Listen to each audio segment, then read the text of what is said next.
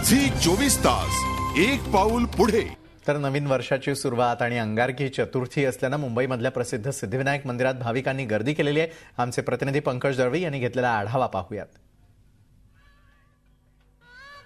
नवीन वर्षाची सुरुवात आणि अंगारकी चतुर्थी हा दुर्मिळ एक दुग्ध शर्करा योग ज्याला म्हणू शकतो तो योग यंदा जुळून आला आहे आणि त्यामुळे भक्तांची पावलं आपसुकच आपल्या लाडक्या सिद्धिविनायकाच्या दर्शनाला वळत आहेत। वर्षाची सुरुवात आहे, वर्षाच्या सुरुवातीच्या दिवशी हा योग जुळून आल्यामुळे वर्षाची जी संपूर्ण वर्ष जे आहे ते अगदी आनंदात, सुखात, समाधानात आणि भरभराटीचं जाईल अशी लोकांना आशा आहे। आणि जे ज्योतिष क्षेत्रातले किंवा अभ्यासक जे आहेत दाकरू सोमण त्यांनी सुद्धा हे वर्ष गणेश वर्ष असेल असं सांगितलेलं आहे। सकाळपासून अनेक भक्तांनी याचं दर्शन घेतलेलं आहे, बाप्पाचं दर्शन घेतलेलं आहे आणि यापुढे अनेक भक्त दर्शनाला येतील अशी अपेक्षा आहे। सिद्धिविनायक मंदिराने दर्शनाला भाविक ज्या मोठ्या संख्येने येत आहेत ती शक्यता लक्षात घेऊन अतिशय चोख व्यवस्था करण्यात आलेली आहे। महिला पुरुष यांच्यासाठी वेगवेगळ्या रांगांची व्यवस्था करण्यात आलेली आहे। मुखदर्शनाची वेगळी रांग आहे, तसंच लहान मुलं, तसेच महिला आणि गर्भवती महिला, विशेषतः अपंग व्यक्ती यांच्यासाठी खास रांगेची व्यवस्था केलेली आहे।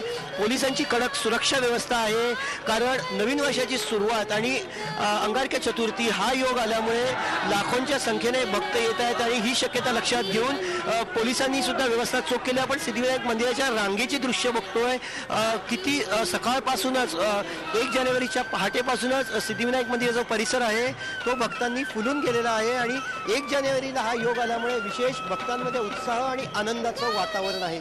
झी 24 ताससाठी व्हिडिओ जर्नलिस्ट प्रकाश चव्हाण सोबत पंकज दळवी, मुंबई। झी 24 तास एक पाऊल पुढे।